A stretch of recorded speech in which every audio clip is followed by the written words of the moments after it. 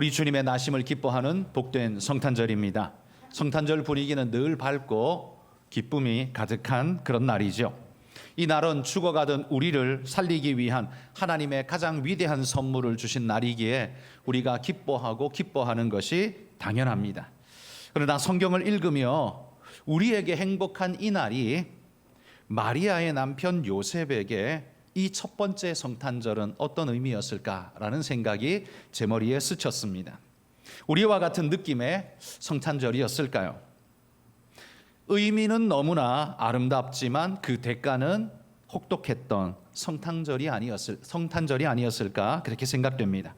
당시 상황을 한번 우리 생각해 봅시다. 여러분 18절에 보면 요셉과 마리아는 당시 약혼한 상태였다 이렇게 말하고 있습니다. 약혼, 혼인을 약정하는 약속한 상태라는 말이죠. 결혼의 약속을 양가에서 합의하고 결혼 도장을 찍는 그런 상태입니다. 우리 시대, 지금 이 시대 우리나라 사람들은 결혼식장에 들어갈 때까지는 모른다 이런 말을 우리가 하죠.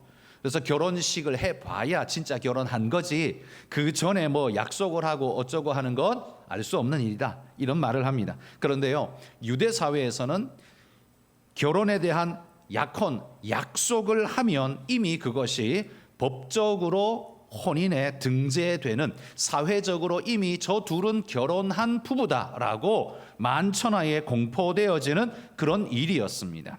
법적 효력이 완벽하게 적용되어져서 모든 마을 사람들이 약혼만 해도 이미 부부야, 저들은 결혼했어, 그리고 혹시라도 죽으면, 남자가 죽으면 결혼하지도 않았는데 과부가 되는 이런 일이 있었습니다. 신명기 22장 23절 24절에 보면 유대 사회의 결혼의 법적 적용이 어떻게 되는지를 명확하게 우리에게 이렇게 소개합니다. 한번 읽어봅시다. 처녀인 여자가 남자와 약혼한 후에 어떤 남자가 그를 성읍 중에서 만나 동침하면 너희는 그들을 둘 다 성읍 문으로 끌어내고 그들을 돌로 쳐 죽일 것이니 그 처녀는 성 안에 있으면서도 소리 지르지 아니하였으며 그 남자는 그 이웃의 아내를 욕보였음이라. 너는 이같이 하여 너희 가운데에서 악을 제할지니라. 자, 여기서 보면 약혼한 여인을 뭐라고 지금 부르고 있는가? 시작할 때 이렇게 말했습니다. 처녀인 여자가 남자와 약혼한 후에, 그런데 그 여인이 성 안에서 이런저런 불미한 일을 당했습니다. 그러면 그 일을 저지른 그 남자는 그 이웃의 아내를 욕보였습니다. 이렇게 기록하고 있습니다. 그러니까 약혼밖에 안 했고 아직 결혼에 들어가지 않았음에도 불구하고 성경 율법은 분명하게 그 이웃의 아내라고 이 여인을 분명하게 지칭하고 있다는 거죠. 그리고 이 시기에 부정한 일이 발생하면 돌로 쳐 죽이라라는 끔찍한 심판의 명령까지 주어지고 있습니다. 이게 그 당시의 율법이었습니다. 지금 요셉과 마리아의 상태는요, 약혼하고 동거하기 전에 이렇게 이야기합니다. 서로 약혼을 하고 나면 이제 법적으로 결혼 이미 상태인데 왜 같이 안 살까? 이 약혼하고 나면요, 남자는 여인을, 그 여자를 그 처갓집에 두고 돌아가서 아내와 함께 살 집을 짓게 됩니다. 고대에는 집을 직접 짓지 않았습니까? 그래서 아내를 맞이할 집을 1년 동안 아버지의 도움받아, 이웃들의, 가족들의 도움받아서 집을 짓습니다. 흙으로, 나무로, 풀들로 집을 지어 올려서 그 집을 짓는 동안 마음속에 아내를 데리고 올 꿈에 부풀어서 힘든 줄도 모르고 기쁨으로 그 일을 행하겠죠. 그리고 그 남자는 그 집이 완성되어지면 이제 아내를 맞을 준비가 되었으니 이 아내의 집에 가서 결혼잔치를 벌인 다음에 그 아내를 데리고 와서 이 집에서 함께 살게 됩니다. 이게 이제 동거하게 되는 상황이죠. 결혼의 시작이 되는 겁니다. 그러면 이 1년 동안 남편이 집을 짓는 동안 여자는 뭐 할까요? 분명히 어머니에게 이 신부 수업을 받을 겁니다. 음식하는 법, 어떻게 해야 되는지, 태도를 어떻게 하고 자세를 어떻게 취해야 할지, 여러 가지들을 살면서 해야 할 일들을 아직 어리기 때문에 어머니로부터 1년 동안 견습을 받게 될 것입니다. 그리고 결혼하고 나면 함께 동거하며 그 남편과 함께 결혼 생활을 시작하게 되는 거죠. 아마 지금 이 정혼의 약혼의 상태에 있었으니 이 요셉도 그걸 준비하면서 부푼 마음으로 아내 마리아를 데리고 올 그 날만 기다리면서 아마 열심으로 준비하고 있었을 겁니다. 그런데 바로 그런 때에 이 마리아에게서부터 들려오는 소식이 부정한 일이 벌어졌다라는 소식을 듣게 되는 겁니다. 이렇게 되면 그의 마땅한 형벌은 아까 우리 신명기에 읽은 것처럼 돌로 쳐 죽이는 것이 당연한 법이었습니다. 그러면 남자 요셉은 어떨까요? 깊은 배신감에 아마 치를 떨게 되겠죠. 동거하기 전에 마리아가 잉태를 했다는 소식은 요셉의 심정으로서는 청천벽력 같은 하늘이 무너지는 심정이었을 겁니다. 그런데요, 19절에 보면 이런 상태에 있는 요셉을 가리켜서 성경이 이렇게 표현합니다. 그는 의로운 사람이라고 이렇게 인쳐주고 있습니다. 의로운 사람이라. 여기 의롭다라는 표현은 헬라어 그 단어의 의미가 뭐냐 하면 고든, 공정한 이런 의미를 가지고 있습니다. 그러니까 청렴결백하여서 불의에 굽히거나 흔들림이 없는 그런 상태, 이게 바로 여기 의롭다라는 단어의 뜻인 거죠. 그렇다면 여러분, 이 불의에 굽거나 흔들리지 않는 상태를 지키려면 요셉은 어떻게 해야 됩니까? 요셉이 율법적으로 의로운 사람이려면 어떻게 해야 됩니까? 이 불법을 저지른 마리아를 그 마을 사람들 앞에 끌어다가 내어놓고 죄상을 낱낱이 고한 다음에 돌로 쳐서 심판을 해야 그 시대의 율법에 맞는 일이 될 것입니다. 이렇게 하는 것이 구약 시대에는요, 의로움의 상태였던 거죠. 그런데 여기 19절에서 말하는 의로움은 율법의 그 법을 집행하는 그런 의로움을 말하고 있는 것 같지는 않습니다. 요셉이 의로운 사람이라는 강조는 지금 그가 율법적으로 완벽히 행한다라는 이야기가 아니라요, 하나님의 뜻이 어디 있고 하나님이 기뻐하는 길이 어디 있는지를 알고 그 길을 묵묵히 순종하여 따라가는 사람이라는 전체적인 의미로서 그를 평가하고 있는 단어인 거죠. 그러니까 결론적으로 종합적으로 요셉은 의로운 자다라는 말이죠. 여러분, 만약 요셉이요, 사람들에게, 자기 동네 사람들에게 율법적으로 의로운 사람이야 라는 그런 말을 듣고자 했다면 이 순간 요셉은 어떤 선택을 해야만 할까요? 아마 반드시 마리아를 사람들 앞에 끌어다가 내어놓고 돌로 쳐서 심판을 해야만 요셉이 율법적으로 흠없는 의로운 사람이라는 보증을 받게 될 겁니다. 그러나 요셉은요, 율법적으로 자기가 그런 보증을 받는 것보다 뭘 더 원했냐 하면 마리아의 생명을 더 귀하게 여기고 그 생명을 구할 수 있는 방법이 뭘까, 그걸 찾아가려고 애를 쓰고 있는 모습을 우리에게 보여주죠. 그래서 19절에 이렇게 말해요. 드러내지 아니하고 가만히 끊고자 하여. 왜 그랬을까요? 이 여인이 잉태한 것은 돌이킬 수 없는 사실이지 않습니까? 이미 잉태해버린 건 바꿀 수 없는 사실이니까 자기와 결혼했던 정혼한 사실을 가만히 끊어버려서 없었던 일로 함으로써 이 여인의 아기를 낳는다고 해도 결혼한 상태가 아니기 때문에 그런 식으로 불법으로 이 돌에 맞아 죽는 일은 없도록, 그런 처녀가 아기를 갖게 되면요, 그 여인을 취한 남자에게 시집을 가든지 어떤 일들로서 살아갈 수 있는 길은 열리게 됩니다. 그런데 이 결혼한 상태에서 다른 남자와 이런 부정을 저질러서 아기를 갖게 되면 율법에서는요, 죽을 수밖에 없는 상황이 벌어지는 거예요. 그래서 요셉은 자기 체면으로는 아주 불명예가 왔지만 그러나 마리아를 살려야겠다는 일념 하나로 가만히 결혼 관계를 정리하고 싶었다라고 이야기를 합니다. 여러분, 이 19절에 나오는 가만히 끊고자 하는 이때 심령이 어땠을까요? 얼마나 크게 고통스러웠을까요? 그러나 이때에는요, 아직 천사가 요셉에게 와서 자초지종을 이야기해 주지 않은 때였습니다.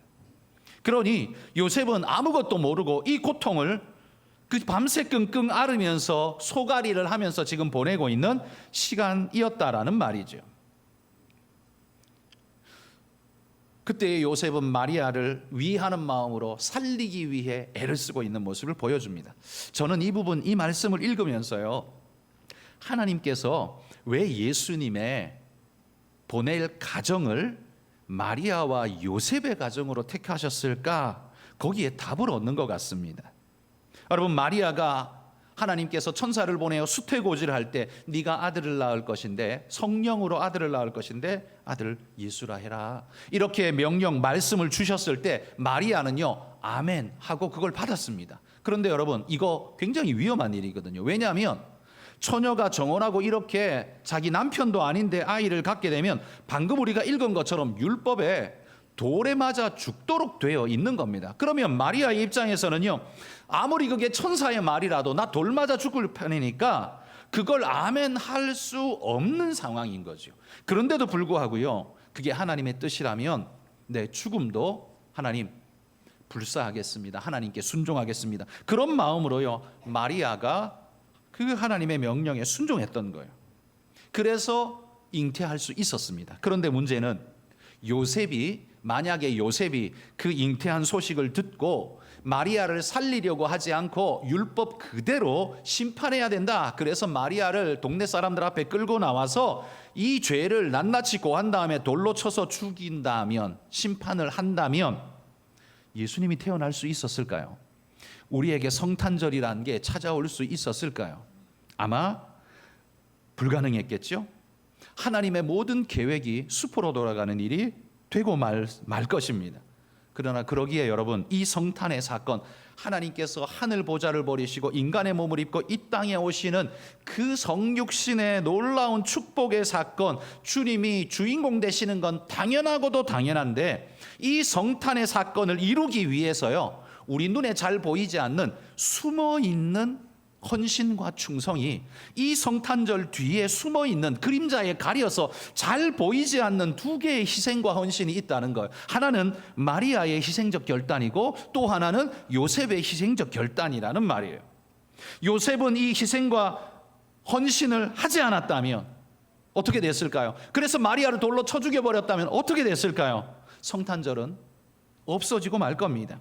하나님은 요셉이라는 훌륭한 인격의 사람을 찾아서 성육신하시는 예수님을 그에게 맡기시고 이 일을 진행하셨다는 말이죠. 여러분, 우리는 주님의 성육신에 주목하지만 그 성육신에 가려져 있는 사각지대에 가려져 있는 배경이 되는 큰 희생, 이 마리아와 요셉의 희생을 여러분 우리는 잊어서는 안 된다는 말입니다. 여러분, 요셉이 율법적으로 의로운 자 되기를 바랬다면 그는 마리아를 당당하게 동네 사람들 앞에 끌고 나왔을 겁니다. 마리아도 죽고 예수님도 죽었을 겁니다. 헤롯 대왕이 베들레헴에 있는 2살 아래의 모든 남자아이를 죽이라, 그 명령 할 필요도 없었을 겁니다. 왜? 태어나지도 못했을 테니까요. 그러나 요셉은 사회적으로 또 율법적으로 의로운 자라는 이름을 얻는 것보다 마리아를 살리는 일에 더욱 마음을 썼습니다. 요셉은 자신이 부정한 자가 아니라는 사실을 증명하는 것에 혈안이 되지 않았다는 거예요. 내가 좀 불명예스럽고 수치스러운 모습이 있을지라도 생명을 살리는 게 더 중요하지 아니하냐, 요셉은 그런 마음을 가지고 있었다는 말이에요.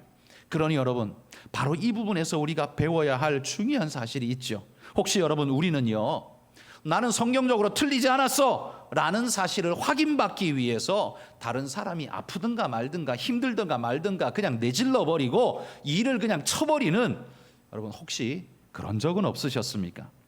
내 옳음을 강조하다가 남의 상처를 공격해버린 그런 일은 없습니까?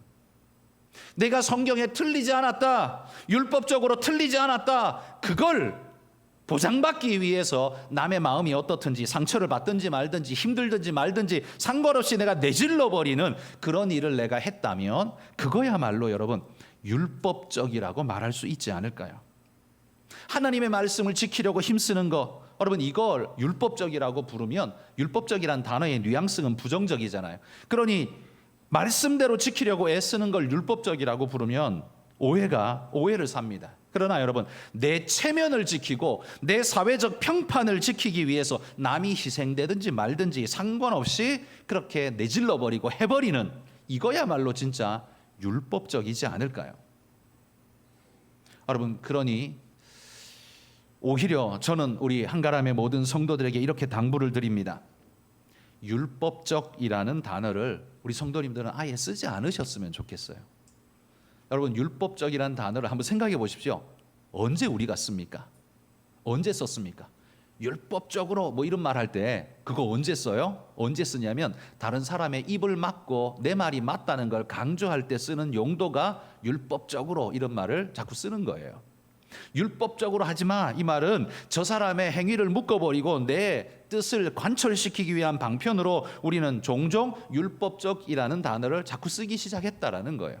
사실 우리가 쓰는 율법적으로라는 단어 속에 긍정 언어는 사실 별로 없었습니다. 다 공격형이고 부정 언어였습니다. 그러니 저는 여러분에게 이렇게 말씀드립니다. 그 단어 안 써도 돼요. 그 단어 굳이 안 쓰셔도 됩니다. 안 쓴다고 해서 우리가 하나님 말씀대로 못 살고 못 지키고 하는 거 절대 아닙니다. 오히려 우리가 잘못될 수 있는, 잘못 갈 수 있는 길, 오히려 예비하고 방비할 수 있는 방편이 될 것입니다. 여러분, 내가 율법적 하면서 다른 사람을 공격하는 말로 하는 순간 우리는 그 사람에게 빚을 지는 겁니다. 어떤 빚이요? 그 사람도 나한테 나중에 율법적으로 공격할 수 있는 빌미를 주는 거예요. 그러니 내가 칼로서 한번 갚으면 그 사람도 나중에 나한테 율법적이란 말로 칼로서 갚을 겁니다. 그러니 여러분, 그런 방식으로 살기보다 칼의 기회 말고 오히려 그걸 은혜로 받아줘 보십시오. 불편하고 조금 힘들 수 있지만 그걸 우리가 은혜로 받아주고 은혜로 덮어줄 수 있다면 그 사람도, 은혜 받은 그 사람도 나중에 내가 잘못할 때 나를 향해서 은혜로 받아줄 수 있는 그런 마음의 여유가 한 번 더 생길 수 있지 않겠습니까? 그래서 여러분, 율법적으로 손가락질하는 사회보다 은혜로 받아주고 품어주고 할 수 있는 사회가 훨씬 더 부드럽고 복되지 않겠습니까?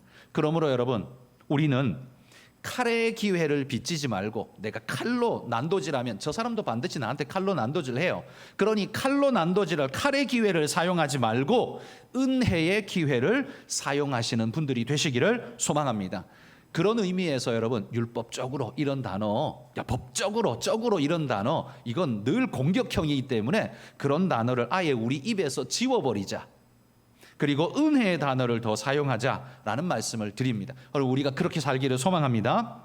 여러분, 이런 마음의 고뇌 속에 요셉이 얼마나 고뇌가 깊었겠어요. 이런 고뇌 속에 있는 그에게 하나님께서 천사를 보내십니다. 20절을 보시면요, 천사가 요셉에게 나타나서 이 모든 일들이 어떻게 된 일인가를 자초지종을 설명해 줍니다. 그리고 이 모든 일이 마리아가 부정을 했거나 혹은 실수를 했거나 그래서 생긴 일이 아니라 하나님의 큰 구원 계획 속에서 진행된 일임을 천사가 잘 설명해 줍니다. 그리고는 이 일의 의미가 뭔지 이사야서 7장 14절을 이렇게 말합니다. 우리 같이 한번 읽어봅시다. 보라, 처녀가 잉태하여 아들을 낳을 것이요 그의 이름은 임마누엘이라 하리라. 그렇게 태어난 아들은 부정한 자가 아니라는 말이에요. 절대로 부정한 자가 아니고 쳐 죽여야 할 자가 아니고 그는 임마누엘이라는 말입니다. 이 임마누엘, 하나님이 우리와 함께 하시다라는 말입니다. 하나님이 함께 하셔서 감히 그 누구도 손댈 수 없는 사람, 예수가 태어날 거라는 말이죠. 하나님의 뜻이 그에게 있는 사람, 바로 요셉, 너에게서 너의 아들로 불려질 예수님이 태어날 거라는 걸 이야기해 주는 겁니다. 여러분, 천사는요, 요셉의 머릿속을 가득 채우고 있는 그 고통스러운 생각들, 내 아내 마리아가 이렇게 부정한 여인이었어, 내가 사랑한 만큼 더 분노가 치밀고 배신감이 들고 하는 그 고통이 그의 마음과 생각을 가득 채우고 있을 텐데 그 고통의 생각에 답을 천사가 주는 겁니다. 마리아는 부정한 여인이 아니라 하나님이 함께 하시는 영광스러운 자라는 사실을 천사가 알려주는 거예요.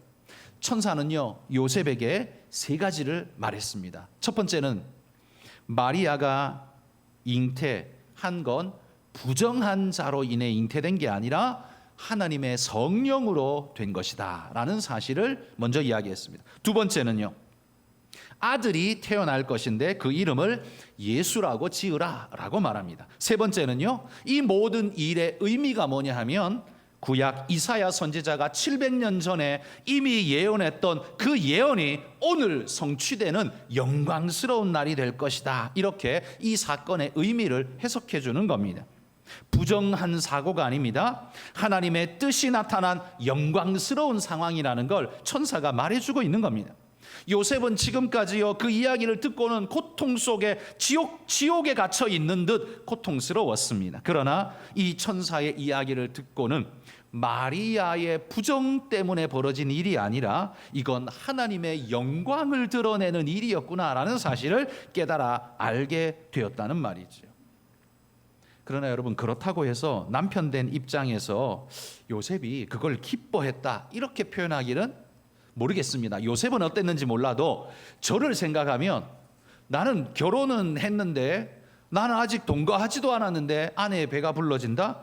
이거는 누가 봐도 이거는 기쁜 일은 될 수 없을 겁니다. 그러나 이게 부정과 죄로 인해 된 일이 아니라 하나님의 특별 역사로 진행되었다는 사실을 그가 믿었기에 순종하며 받아들였다는 거죠.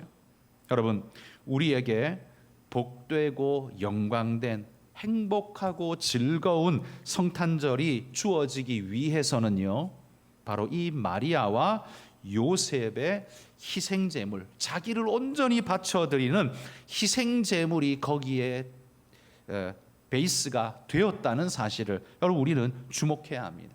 우리는 아기 예수님께 예물을 바친 사람들이 동방박사들이다 이렇게 우리는 이야기하죠. 그러나 동방박사도 예수님께 예물을 드렸지만요, 동방박사보다 더 먼저 성탄에 예물을 드린 사람이 누구냐? 바로 마리아와 요셉이라는 말입니다. 그들이 자기 목숨을 내어놓는 희생의 헌신, 자기의 모든 자존심과 명예를 내려놓는 그 희생과 헌신을 이 성탄의 제물로, 희생제물로 드렸을 때 이 성탄절이 우리에게 복되게 주어질 수 있었다는 말입니다. 여러분, 하나님께서 이 요셉에게 희생제사를 요구할 때 여러분, 요셉은 쉽지 않았을 겁니다. 사실 하나님께서 네 아내를 내가 특별한 의미로 사용하겠다라고 했을 때 남편 된 입장에서 기쁘지는 않았을 겁니다. 쉽게 순순히 순종하겠습니다라고 말하기가 어려웠을 겁니다. 왜냐하면 그건 억만금으로도 대체할 수 없는 엄청난 일이기 때문에 남편으로서 요셉은 힘들었을 겁니다. 그렇지만 마리아도 그걸 순종하고 받아들였는데 요셉도 하나님의 뜻을 깨닫고는 순종하고 받아들이게 됩니다. 요셉의 성탄을 위한 이 희생 제물은요, 값으로 매길 수 없는 엄청난 희생 제물을 요셉은 하나님께 드렸다는 겁니다. 뿐만 아니라 이 아내를 데리고 왔는데 그 아내의 배가 점점 불러오는 걸 바라보면서 남편 요셉은 어떤 생각이 들었을까요? 결단하기는 했지만 힘들었을 겁니다. 그렇지만 다시 한번 믿음으로 곱씹으면서 그는 인내하며 이겼을 겁니다. 그리고 그 아기가 태어나서 자랄 때까지 늘 요셉은 뒷전에 밀려나 있는 존재가 될 수밖에 없었을 겁니다. 그 또한 요셉이 이 성탄을 위해 감내해야 했던 일들이었다라는 말이죠. 여러분, 저는 오늘 우리가 성탄절의 기쁨의 노래를 부르고 찬양을 하는 거, 이 좋은 일이고 행복한 일이지만, 그러나 여러분, 누군가의 보이지 않는 희생과 헌신이 이 성탄의 밑바닥에 깔려 있다는 사실을 간과하지 말자는 겁니다. 연말 연시에 흥청망청 기분에 들떠서 즐기는 것으로 여러분, 이 성탄절을 그냥 그렇게 보내지 말자는 겁니다. 바로 우리에게 이 성탄이 있게 하기 위해서 마리아는 목숨을 걸었고요, 요셉은 자신의 명예와 자신의 모든 것을 걸고 하나님 앞에 순종하는 희생제사가 있었기 때문에 오늘 우리에게 성탄의 기쁨이라는 게 주어질 수 있었다는 말입니다. 요셉은 한마디로 말해 이 성탄을 위해 자기 십자가를 지고 성탄절을 맞이한 사람이 되었다는 말이죠. 여러분들은 이 성탄을 맞기 위해서 어떤 십자가를 감내하셨습니까? 어떤 희생의 제물을 하나님 앞에 올려드리며 하나님, 우리를 위해 이 땅에 오신 우리 하나님, 우리 주님을 찬양합니다라고 진정한 감사를 하나님 앞에 돌리십니까? 성탄절 연휴에, 연말의 연휴에 그 기분을 즐기려는 사람들은 세상에 널려 있습니다. 그러나 우리는 이 성탄의 의미와 감사를 진정으로 고백하는 사람들일진데, 그렇다면 그 고백이 진짜가 되고 그 의미가 진짜가 되려면 마리아와 요셉 같은 진짜 희생과 헌신과 충성이 여러분 우리의 성탄절 속에 녹아 있어야 하지 않겠습니까? 하나님 앞에 우리가 올려드리는 성탄절은 그냥 마냥 재밌기만 한, 마냥 좋기만 한 여러분 그런 그냥 성탄절이 아니라 하나님 앞에 나의 순종과 헌신을 내어드리는 여러분 그런 성탄절이 되시기를 주의 이름으로 축복합니다.